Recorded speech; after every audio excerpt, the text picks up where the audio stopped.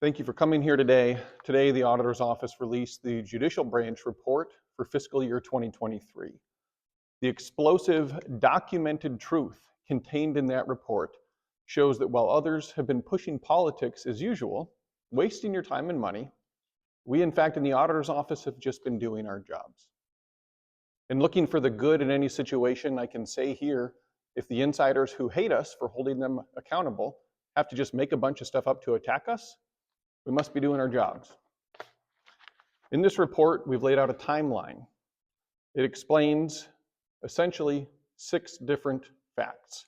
Number 1, this problem began when the legislature and the governor made systemic financial transfer changes that were not just with only weeks of notice, but even retroactive for the judicial branch to address in a hurry. Number 2, how it was in fact discovered by a DOM employee. Despite the fact that people have said that there was silence for years, in fact, it was an employee of DOM that first noticed issues related to coding.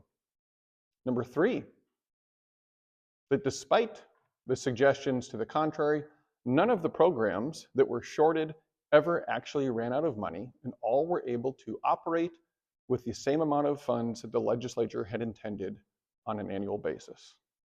Number 4, the steps that were taken to identify how the roughly $26 million was misallocated between different government accounts.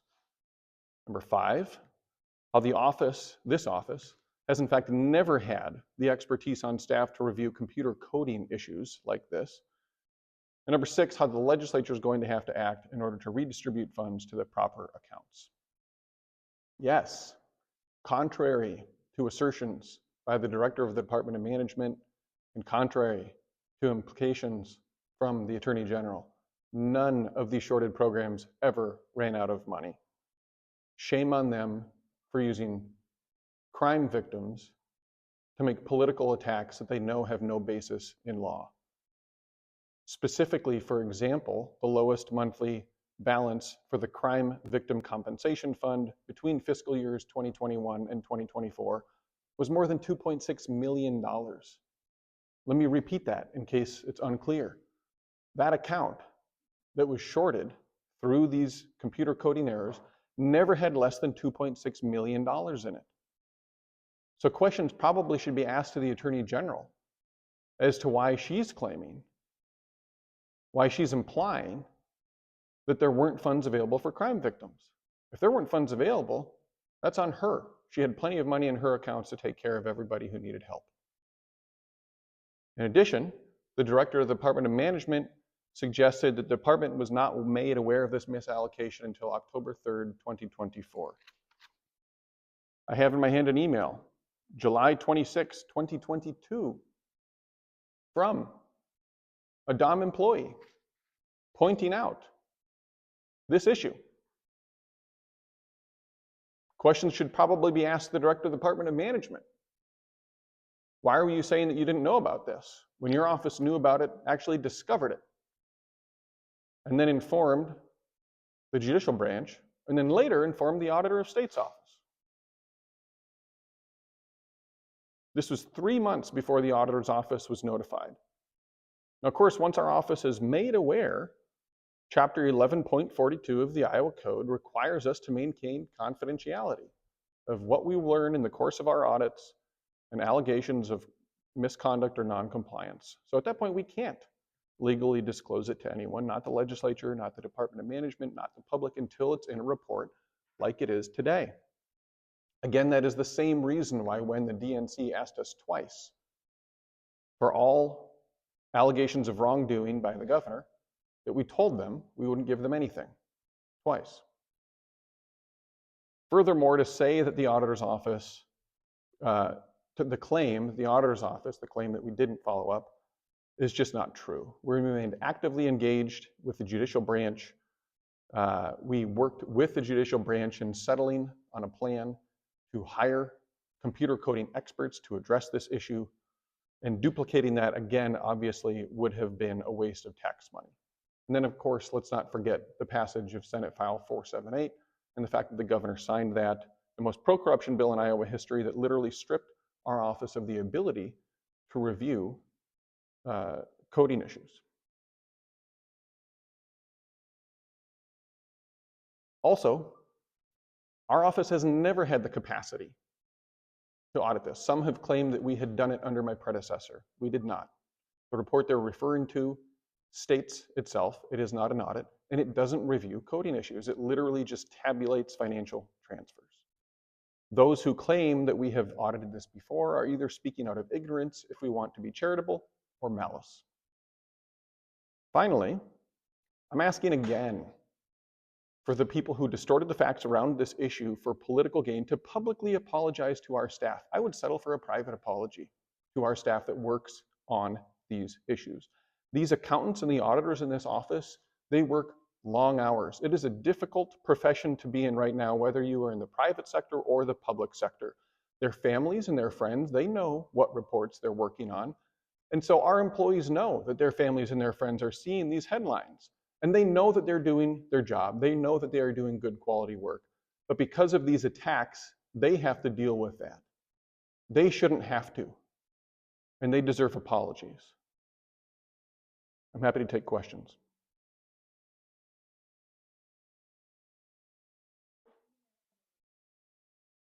Yes. That email, as well as many others, are in the report. Essentially, if it's in the timeline, you should see a corresponding email to that timeline as a part of the appendix.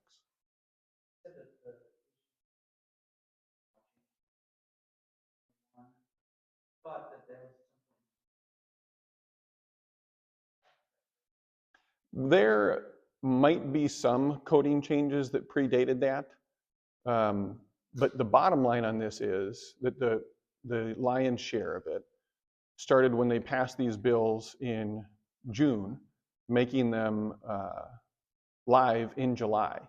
And then in the following session, they actually passed another bill making changes retroactively. So that they were supposed to, in the judicial branch, not only change the coding, but then go back and figure out, okay, how do we undo what we had been doing over the last year?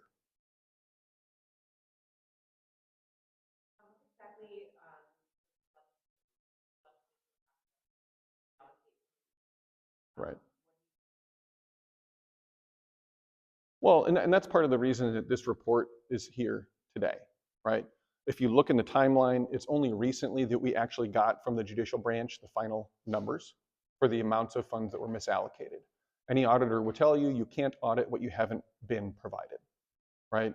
So it is our job as the auditor to review and vouch for the numbers that are provided by the client, right? And that's true whether you're in the public sector or the private sector.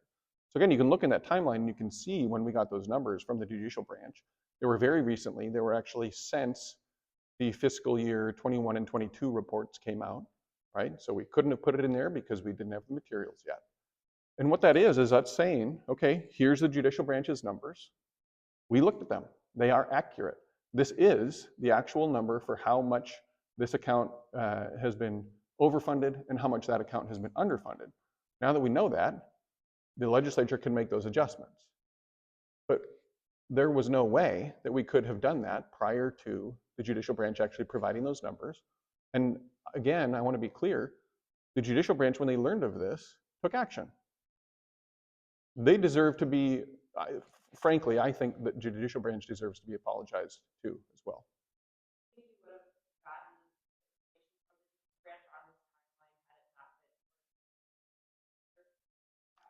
Yeah, I do. I mean, again, this is an issue that we learned of in fiscal year 2023. We're addressing it in the fiscal year 2023 report. The fix of it, while long, has been underway and understood by all parties, including the administration, including DOM, for quite some time. It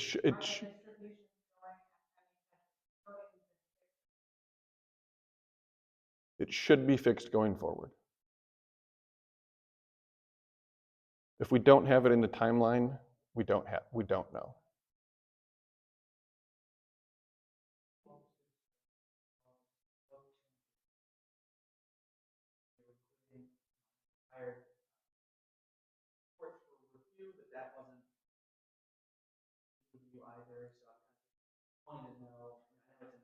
Sure.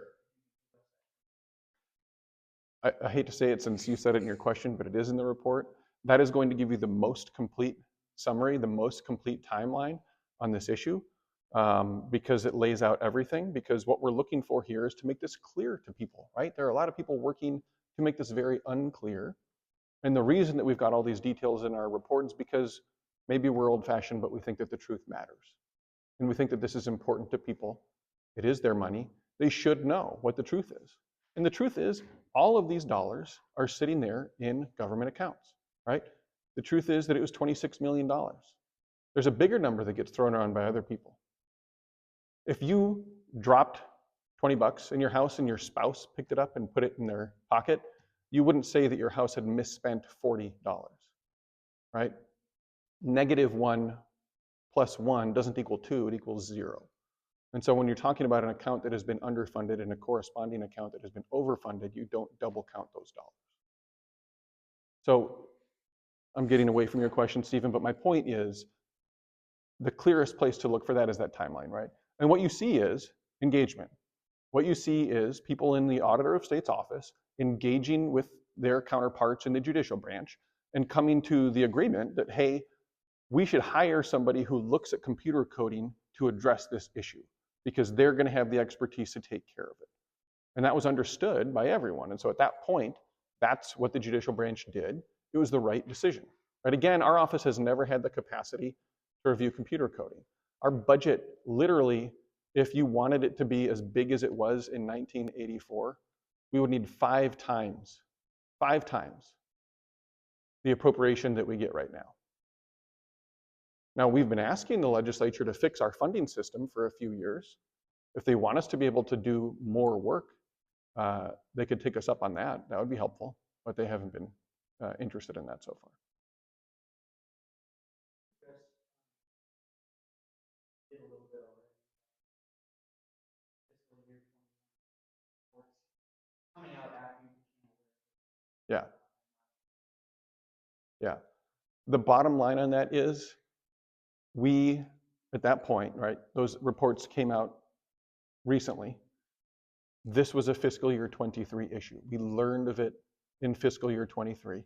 We knew that at this point, when those reports were getting released, this was going to be shortly on their tail, if that makes sense. And so if we're going to get this report out, we're going to keep it in the fiscal year when we learn of it. And we're going to get those numbers, like I said, that we just got in October. It might have been November. The timeline's in front of everybody. We'd have to get those numbers in order to really say what we have to say about it.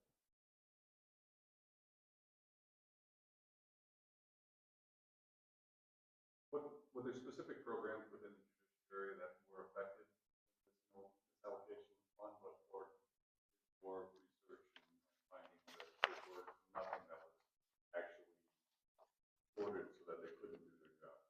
Exactly the latter. No program was ever shorted in a way that kept them from doing their job, right? We have a table, actually, in the report rebutting the claim from the Department of Management and the claim from the Attorney General that somehow programs had run out of money. That's just not the case. Every single one of these programs had money sitting in their account this entire time. And so again, like, to me, I think that's a question that should be asked. You can go down these steps, right across the hallway. That's the Department of Management. Why are you shouting in your letter about these programs when none of them actually ran out of money? Why are you shouting about a fiscal year 23 issue? Because it wasn't in the fiscal year 21 report, right? Why are you shouting that this was kept from you when the Department of Management literally uncovered it? Sometimes you gotta laugh so you don't cry. I mean, this stuff is just so ridiculous. I'm proud of the work that the people in this office do. And again, I always try to look on the bright side of things. If you gotta make stuff up to attack the person that's holding you accountable and the office that's holding you accountable, then that office must be doing a pretty good job.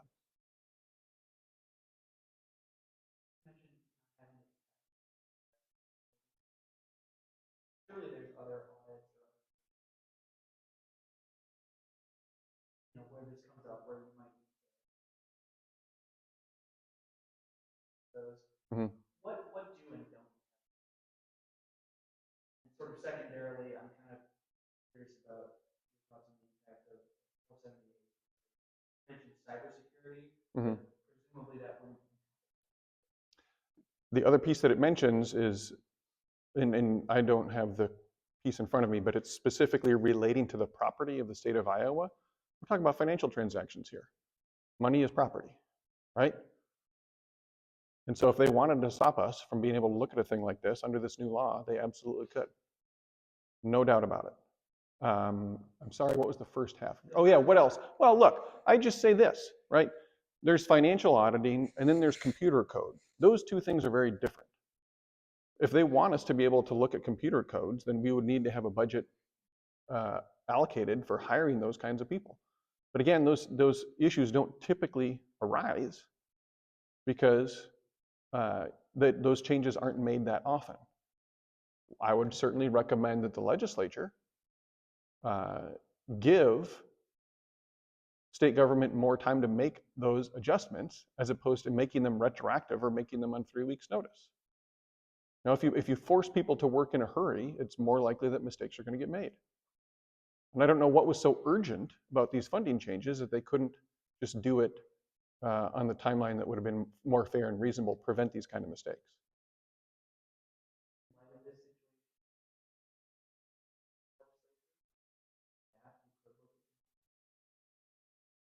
Well, we've been making an ask to the legislature for years to fix our funding system, right?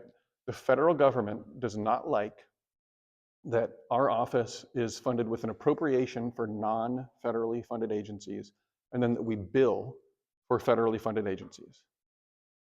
And they are literally fining the state of Iowa for operating that way. So we as Iowans, taxpayers, have been basically, well, let me rephrase that. The legislature has been lighting taxpayer dollars on fire, racking up federal fines that are going to get paid because they haven't changed that system yet. If they had changed that system, that would give our office the flexibility to hire who we think we need to hire. Would this be a top priority versus just adding more auditing staff? That would be a longer conversation throughout leadership in the office.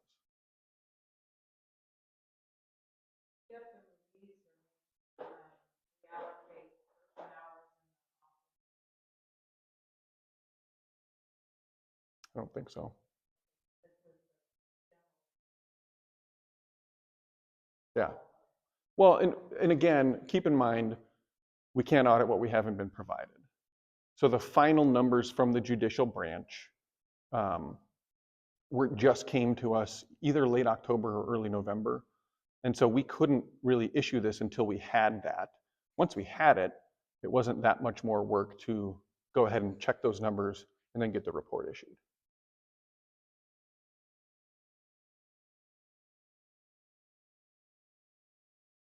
All right. Thanks, everybody.